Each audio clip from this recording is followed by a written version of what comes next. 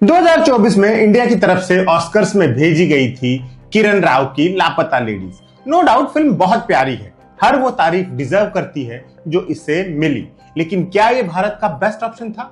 इस सवाल के जवाब पर घनघोर मतभेद हुए। एक बहुत बड़ा तबका ये मानता है कि भारत को All We Imagine as Light को भेजना चाहिए था। ऐसा क्यों लगता है लोगों को? क्योंकि पायल कपाड़िया की इस फिल्म ने पूरी दुनिया में तारीफें हासिल की है, कई अवार्ड्स जीते हैं।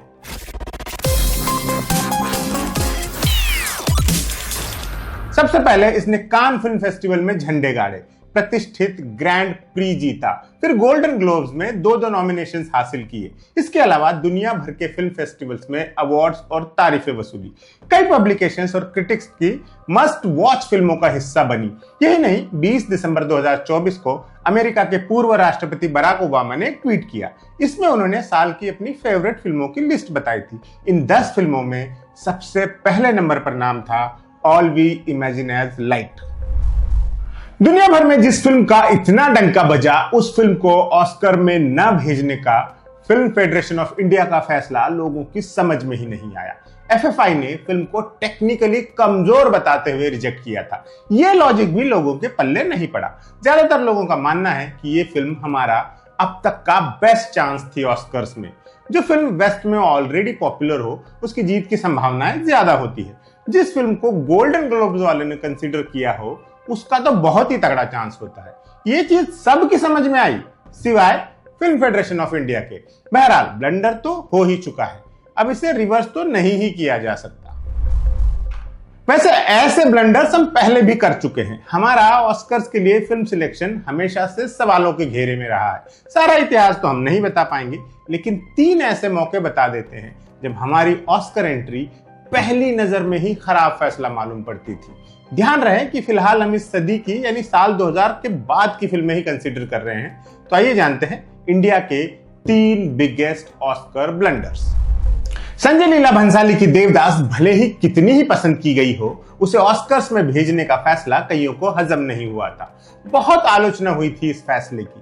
देवदास नो डाउट एक अच्छी फिल्म थी, लेकिन पश्चिम के टेस्ट से मैच करने वाली फिल्म बिल्कुल भी नहीं थी। कहानी के लेवल पर भले ही ये कालजयी कृति थी, लेकिन भंसाली के एस्थेटिक सेंस ने इसमें विलासिता की लकदक भर दी थी।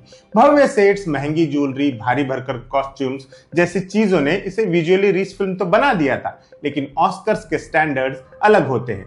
फिल्म को भेजे जाने की अनाउंसमेंट होते ही कई फिल्म क्रिटिक्स ने फतवा जारी कर दिया था कि इसका कोई चांस ही नहीं है। ऐसा ही हुआ, फिल्म को नॉमिनेशन भी नहीं मिल सका।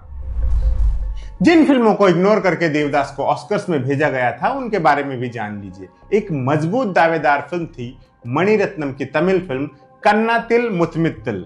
आर माधवन और सिमरन की इस फिल्म ने उस साल नेशनल अवार्ड्स में 6 इंटरनेशनल अवार्ड्स जीते थे। ये कहानी थी एक श्रीलंकन बच्ची की, जिसे इंडियन पेरेंट्स ने गोद लिया हुआ है। फिर बच्ची के अडॉप्टेड माता पिता श्रीलंकन सिविल वॉर के बीच में उसकी रियल मां को खोजने जाते हैं। बहुत बढ़िया फिल्म थी, खोज कर देख सकते हैं। इसके अलावा बंगाली फिल्म मोंडो मेयर उपाख्यान भी एक दमदार चॉइस थी।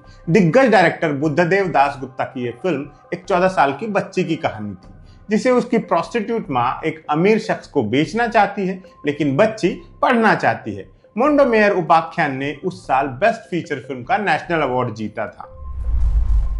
हमारे 2007 की ऑस्कर एंट्री थी विधु विनोद चोपड़ा की एकलव्य द रॉयल गार्ड। इस पर तो घोषित तौर पर पंगा पड़ गया था। अमिताभ बच्चन, सैफ अली खान और विद्या बालन की यह फिल्म न तो क्रिटिक्स को समझ आई थी, न जनता को पसंद आई थी। फिर भी इसे न जाने किस सिलेक्शन क्राइटेरिया के तहत ऑस्कर्स में भेजने के लायक समझा गया। उसी साल एक बेहद सशक्त फिल्म भी रिलीज हुई थी, भावना तलवार की धर्म।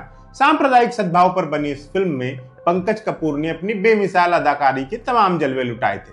उनका निभाया पंडित चतुर्वेदी का किरदार भारतीय सिनेमा की कुछ शानदार परफॉर्मेंसेस में से एक है।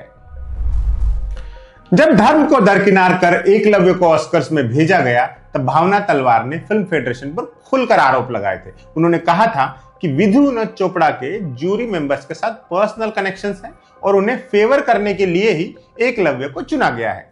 2007 में ही ओरे कदल नाम की एक मलयालम फिल्म भी आई थी, जिसे ऑस्कर्स में भेजे जाने की कई लोगों ने वकालत की थी।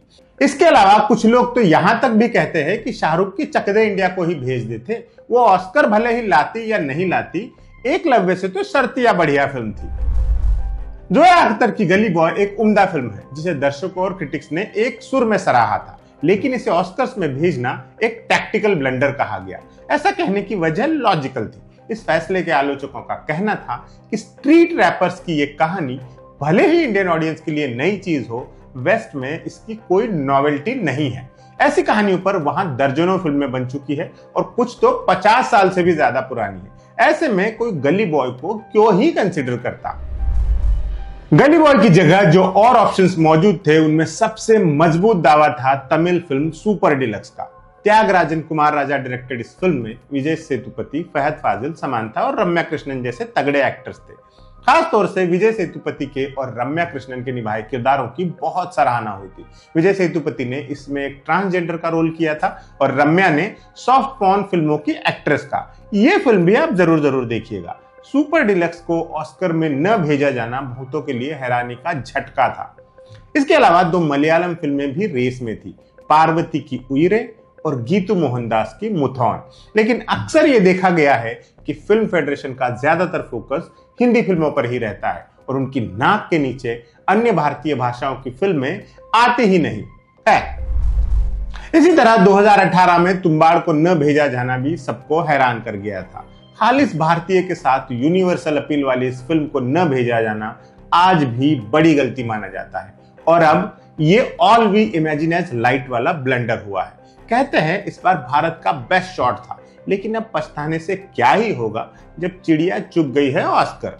तो अंतहीन इंतजार जारी है, देखते हैं कब तक रहता है। तो ये थे इंडिया के टॉप 3 ऑस्कर ब्लंडर्स। आज के एपिसोड में इतना ही, फिर मुलाकात होगी। Bye bye.